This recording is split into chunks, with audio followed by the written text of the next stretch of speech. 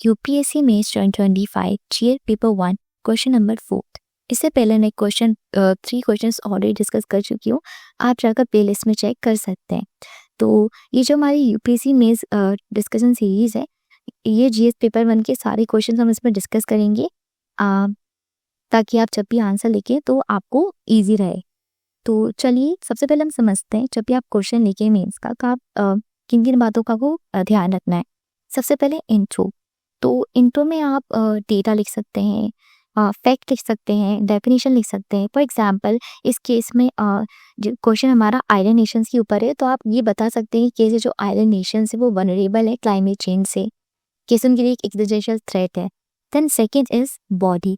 तो इस क्वेश्चन में हमसे पूछा है कि इम्पैक्ट क्या है, तो आपको इम्पैक्ट बताना है बॉडी में। तो जो मेन क्वेश्चन हमसे पूछा है उसको आपको एड्रेस करना है। Then third is conclusion. I hope you understand. चलिए अब हम चलते हैं और सिंपलेस्ट लैंग्वेज में हम समझते हैं विथ रियल लाइफ एग्जाम्पल्स। तो क्वेश्चन है, how are climate change and sea level rise affecting the very existence of many island nation, discuss with examples. Answer में 150 और 10 मार्कर है। तो चलिए हम समझते हैं। Climate change induced sea level rise is posing an existential threat to small island nations by submerging land, disturbing ecosystem। तो सबसे पहले आप ये समझिए, जो क्लाइमेट चेंज है वो जो आइलैंड नेशन के लिए सिर्फ एनवायरमेंटल इशू नहीं है, रादर उनके लिए एग्जिस्टेंशियल थ्रेट है, क्योंकि उनकी जो वेरी एग्जिस्टेंस है वो क्लाइमेट चेंज से इम्पैक्टेड होती है, उनका लैंड सबमर्जेंस हो जाता है। तो आप इससे इंट्रो स्टार्ट कर सकते हैं। चलिए अब हम बॉडी पे चलते हैं। इम्पैक्ट ऑन आइलैंड नेशन पे क्या इम्पैक्ट होता है climate change and sea level rise का। First, land submergence. Islands like Maldives, Tuvalu are losing habitable land due to coastal erosion and permanent flooding। तो अगर मैं मालदीव का एग्जाम्पल दूँ, तो जो उनका 80% जो लैंड है वो सिर्फ 1 मीटर अबव है सी लेवल से। सबमर्जेंस काफ़ी ज़्यादा है। Then second is salt water intrusion. जो सॉल्ट वाटर लैंड में जब आता है, तो जब ड्रिंकिंग वाटर को वो कंटामिनेट कर देता है, जो फ्रेश वाटर रिसोर्सेज होते हैं, तो जिससे वाटर स्कैसिटी हो सकती है। Fresh water resources in formless and Kiribati and Marshall Islands are becoming saline, affecting drinking water and food security impact हो रही है वहाँ पर। Then third is increase storm intensity. जैसे जैसे क्लाइमेट चेंज हो रहा है, जो फ्रिक्वेंसी है साइक्लोन्स ही एंड स्टॉर्म की वो इंक्रीज हो रही है, सर्ज हो रही है, जिससे जो इंफ्रास्ट्रक्चर है, जो भी कोस्टल एरिया के आसपास जो इंफ्रास्ट्रक्चर होता है, उन पे इम्पैक्ट पड़ रहा है। In Fijian Vanuatu, reducing resilience. Then fourth is economic losses. Economic loss कैसे है? Tourism decline, coral bleaching and fishery collapse affect GDP. क्योंकि जो आइलैंड नेशंस होते हैं उनकी जीडीपी मोस्टली टूरिज्म, फिशिंग के ऊपर डिपेंड करती। तो अगर देखो फिशिंग कोलैप्स होगी, क्यों? क्योंकि जो टेम्परेचर है वो राइज होगा, तो फिशिंग पे इम्पैक्ट पड़ेगा, तो ये ऑटोमेटिकली जो जीडीपी है वो डिक्लाइन हो जाएगी। लाइवलीहुड्स पे इम्पैक्ट पड़ता है, शिजल्स एंड कैरिबियन आइलैंड्स, आपको एग्जाम्पल्स मेंशन करने पड़ते हैं। Then fifth is climate migration.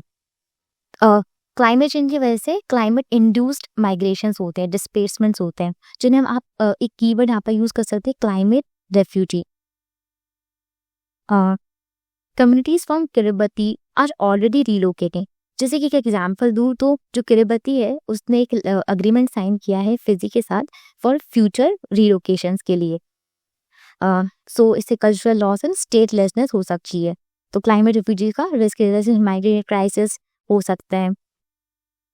Then चलिए हम एक मैप समझते हैं, इसको कैसे क्लाइमेट चेंज का इम्पैक्ट डिफरेंट रीजन्स पे पड़ रहा है। सबसे पहले हम समझते हैं यूएस। तो यूएस में आप इसके लेफ्ट साइड में ये 2 लेक्स हैं, lake Mead and lake Powell. तो ऐसा इसमें डेटा में मेंशन है कि जो उनकी जो पॉसिबिलिटी है 50% प्रोबेबिलिटी है कि वो अपने जो करंट कंडीशन से 50% प्रोबेबिलिटी की वो वहाँ पर रीच कर पाएंगी। देन सेकेंड, नॉर्थ अफ्रीका की अगर हम बात करें, तो जो ग्राउंड वाटर रिचार्ज है वो यहाँ पर डिक्रीज हो सकता है 70% बाय 2050 तक, यहाँ पर 70% डिक्रीज हो सकता है ground water recharge. Then third, अगर हम बात करें जो यूरेशिया रीजन है हमारा, तो यहाँ पर जो इलेक्ट्रिसिटी प्रोडक्शन पोटेंशियल है वो डिक्रीज हो सकता है 25% बाय 2070। एक डेटा है नॉर्मली। देन फोर्थ, हम मोरक्को की बात करें, तो जो मोरक्को में उर्गा वाटरशेड है वो सिर्फ सस्टेन कर सकता चेंजेस बाय 2020।